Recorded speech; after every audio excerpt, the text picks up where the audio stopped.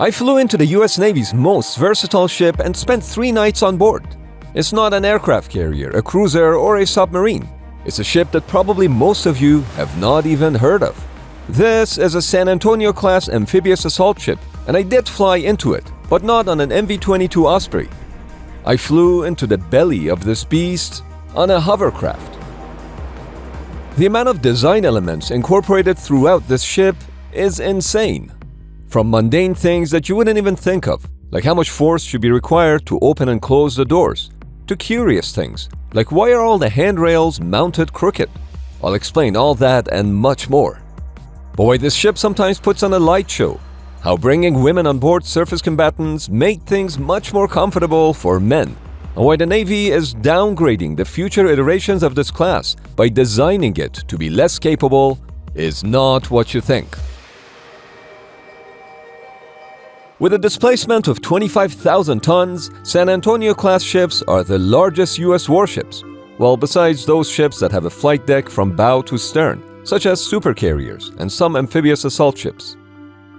Also known as a landing platform dock or LPD-17 class, these ships have a massive flight deck that accommodates the operation of 2 MV-22 Ospreys near simultaneously, which I got to witness firsthand. Ospreys are pretty loud, so everyone was wearing earplugs.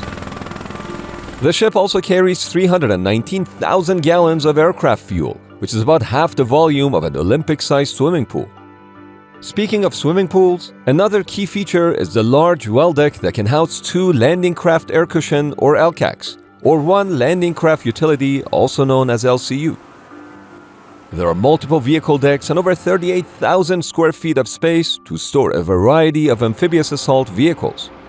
But the particular ship that I'm on is much more unique because it's made up of something very special. 7.5 tons of steel from the rubbles of the World Trade Center were actually melted and casted into the ship's bow during its construction. This is USS New York, a ship that was named in the honor of the victims of the September 11 attacks in New York City. And to bring it full circle, the ship is sailing from Norfolk to New York City to celebrate Veterans Day 2023. One of the really cool things about this class of ships is their stealthy design. On radar, San Antonio ships look smaller than they actually are. This stealth capability is due to the slant that's prevalent throughout the ship's design, starting with these 2 giant masts. These ships were the first to incorporate the advanced enclosed mast system. 2 giant structures in the middle of the ship house communications and radar antennas, while keeping the ship's radar cross-section to a minimum.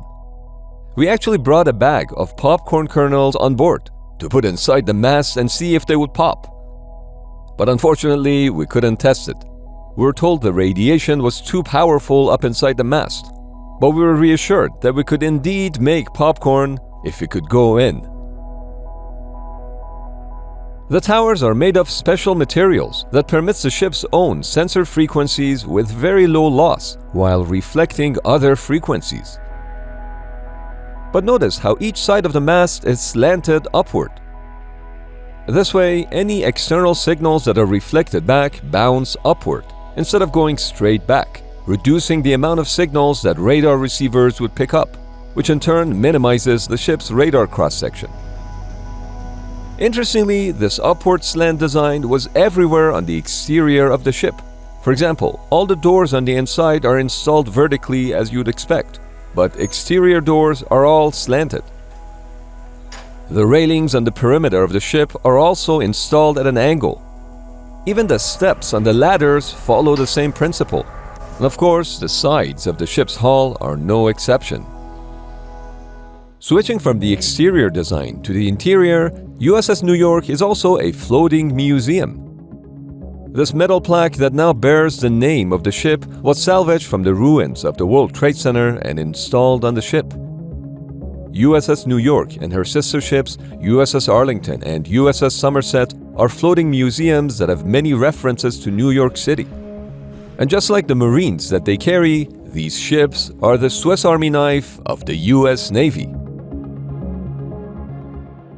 It's true that San Antonio-class LPDs have been involved in missions like recovering NASA's Orion spacecraft from the ocean in 2022, and also transporting captured terrorists from the Middle East to the United States for trial.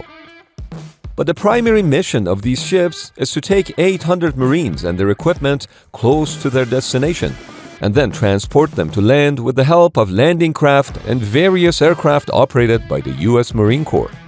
There are also 360 sailors on board who take care of everything on the ship.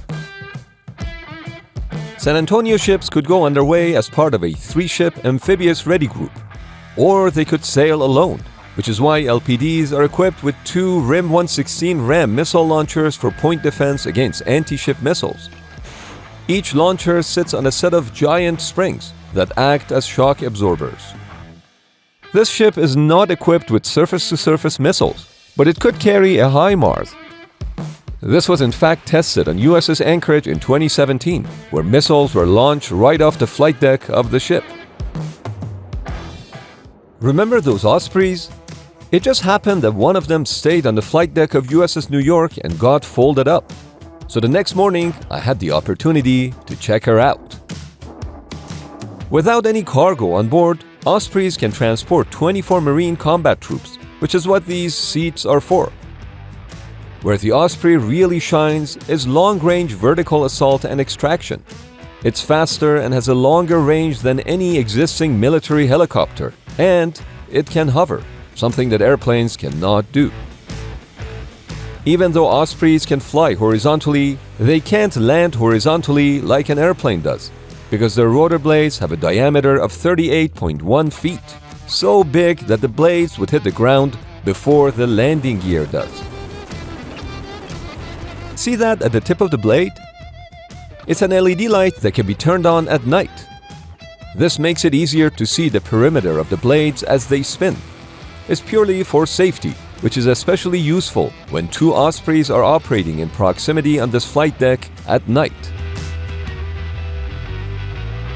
Given the primary mission of LPDs, there are also a number of design features specifically with Marines in mind. There's a 124-bed state-of-the-art hospital on board the ship, equipped with X-ray machines and 2 operating rooms. LPDs have much larger hospitals compared to aircraft carriers, and that's because Marines are at a much higher risk of injury due to the nature of their job. Even the dining tables in the officers' mess hall are large, so if needed, they could be used as makeshift hospital beds. If you've ever been on any naval ship, you would know they have quite narrow hallways, and LPDs are no exception. But the passageways that lead to the flight deck are much wider, so Marines with all their gear could be on standby in these hallways before they're transported to shore on Ospreys. This wide passageway is pretty special, which is why every LPD has a unique name for it. On USS Fort Lauderdale, it's called I-95, named after the highway that goes south to the city of Fort Lauderdale. I'm on board USS New York, and here, the passageway is called Broadway. The walls are decorated with dozens of posters from Broadway shows. And not just that, they even have the Broadway lights. But these lights are not for show. San Antonio ships can house 2 LCACs at the same time. When an LCAC approaches to enter the ship, the stern gate opens up. But the LCAC and the ship first need to communicate on when the craft can go in. Operator 9, got Greenwell for spot 1. Greenwell means the ship would not be maneuvering, so the LCAC can safely go in. But aside from radio, the LPDs can also use these green blinking lights, in addition or as a backup to the Greenwell signal on the radio. LCACs are cushioned monsters. For reference, I'm 6'3". They can go from sitting to hovering in less than 2 seconds and are quite fast and maneuverable. The sand blowing into my face as the LCAC turns gives you an idea about the amount of thrust that its giant propellers generate. And for anyone who's suspicious, LCACs really do hover. I could clearly see through the skirt, and yes, I did ask for consent before recording her. But what happens if that skirt rips? Under the skirt, there's a smooth and shiny hull, just like a boat hull. If the LCAC wants to stay in place in water for extended periods of time, she can just shut off her engines, sit down and float just like a boat. But because LCACs don't displace any water when they're hovering, they're said to be flying, and they must turn on blinking lights when operating, just like airplanes do. Besides damage to the LCAC's skirt, another common problem is caused by salt, which can corrode the metal, and sand, which can get everywhere and cause problems. To deal with this, there is a washing station at the Little Creek Naval Base, so when LCACs come back from their mission, they're rinsed with fresh water. Operating an LCAC might look like fun, but LCAC pilots are not getting paid to have fun. The toughest part of their job is to get the vehicle inside the well deck of a moving ship without scratching it. There's only about a foot of clearance on either side, so it takes a lot of skill to do this. Once inside, the LCAC is chained up, so the motion of the ocean doesn't move her around inside the well deck. And because we just came in, the LCAC needs to be rinsed with fresh water, which is a rare commodity in the middle of the ocean. This is why the ship is equipped with a reverse osmosis system, which not only generates the drinking water for those on board, but also enough water to wash LCACs and other vehicles as needed. In case you're wondering, this is not the rock climbing part of the gym. This guy is placing these large bolts to secure the stern gate.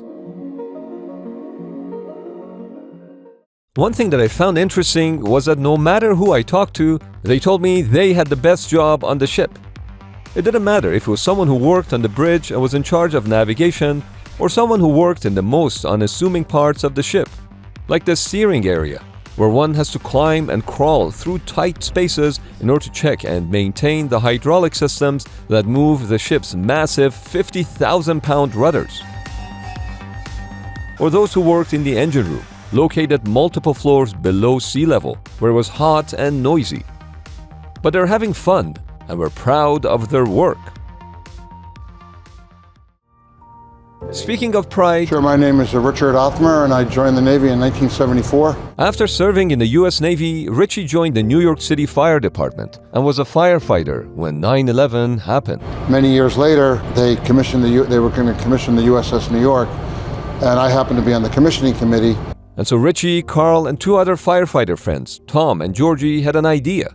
We got together and we picked up this piece of steel from a flange, from an I-beam flange from the World Trade Center, to honor the firemen, the police, NYPD, the FDNY, and the Port Authority Police, but also the U.S. Marines and the United States Navy sailors that were going to be manning the ship, because it tied us all together as Americans. It was really special to run into Richie and hear his story. Ironically, it's 14 years ago to this day where the ship was commissioned, November 7th, 2009, so it's kind of nice that you guys asked to talk about this today.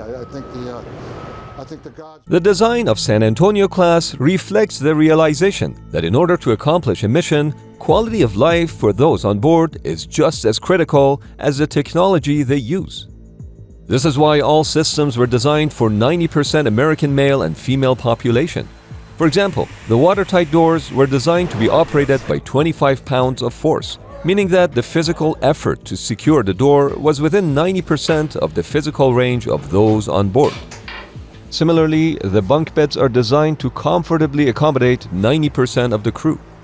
Now, if your height is in the 96th percentile, which is 6'3", you may not be able to lie down as comfortably in the bunk beds. But don't worry, this class was the first to feature sit-up berthing areas, which is pretty handy if you want to sit up to read a book or write a letter. Although the top bunk doesn't have the sit-up feature, and that's what juniors get.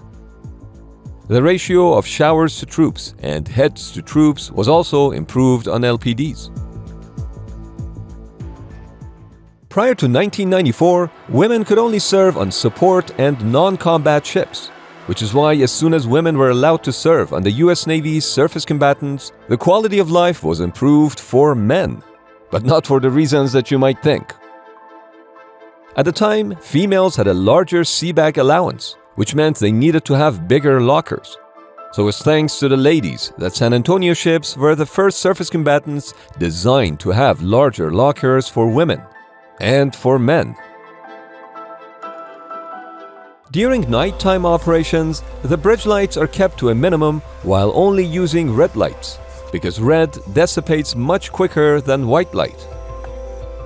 One of the things that I really got to appreciate while underway was the quality of the sky at night.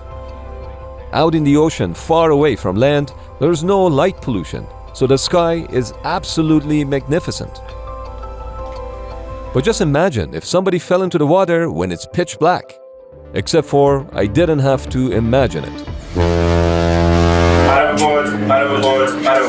Overboard, both sides. It was just a man overboard exercise, so they did a head count to see if anyone's missing. To mark the rough location of the man overboard, a light and smoke signal was thrown in the water. The ship then performed a Williamson turn to pass by the target and simulate a pickup by the divers. We're told that the chances of survival will be over 70% during the day, but at night, it's a different story. As you can see, even the light would disappear for a few seconds behind the swells, let alone a person, making their chances of survival less than 20%. The San Antonio class is now considered to be reliable and successful, but when the class initially hit the water, it was off to a rocky start. The first 5 ships had issues with engines, pipes cracking, and problems with the weapon systems, to name a few. So in 2008, the US Navy assigned a strike team to address these class-wide issues, which took 3 years to resolve. It wasn't until the 6th ship that the sea trial went without any major flaws. As the problems were solved, the US Navy recognized the potential of this class and actually increased the number of ships on order from 11 to 13. That's all great, but it doesn't explain why the US Navy is now building the second iteration of this class, known as Flight 2, to be less capable and less survivable than the original Flight 1. Flight 2 is designed to be a scaled-down version of the original San Antonio class, because it will be replacing older Whidbey Island class and Harper's Ferry class dock landing ships, or LSDs.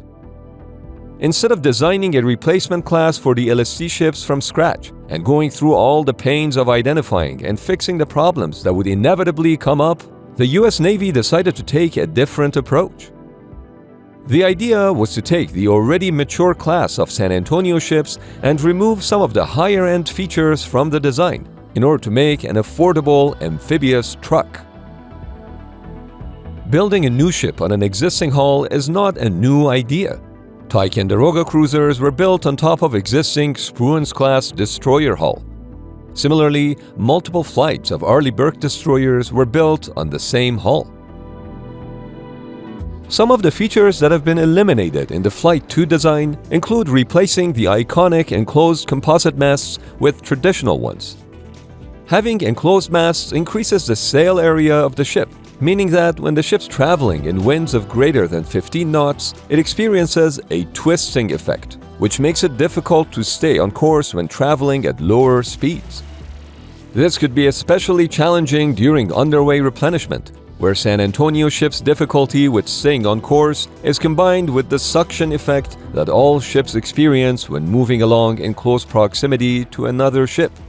They just have to be a lot more conservative in their approach. In addition to replacing the enclosed masts on the Flight 2, the hangar would be made smaller, and the size of the hospital would be cut in half. In fact, the state-of-the-art medical facilities on Flight 1 were so good that the hull is being considered to replace the US Navy's 2 aging hospital ships, USNS Mercy and USNS Comfort. The kicker is that even after heavily simplifying the design, Flight 2 would still be more capable than the ships that it's going to be replacing. The experience of sailing on USS New York was an absolute blast. I learned so much new stuff, but I'm curious, what did you find the most fascinating? Drop us a comment, and if you want to see more videos like this, consider subscribing to Not What You Think.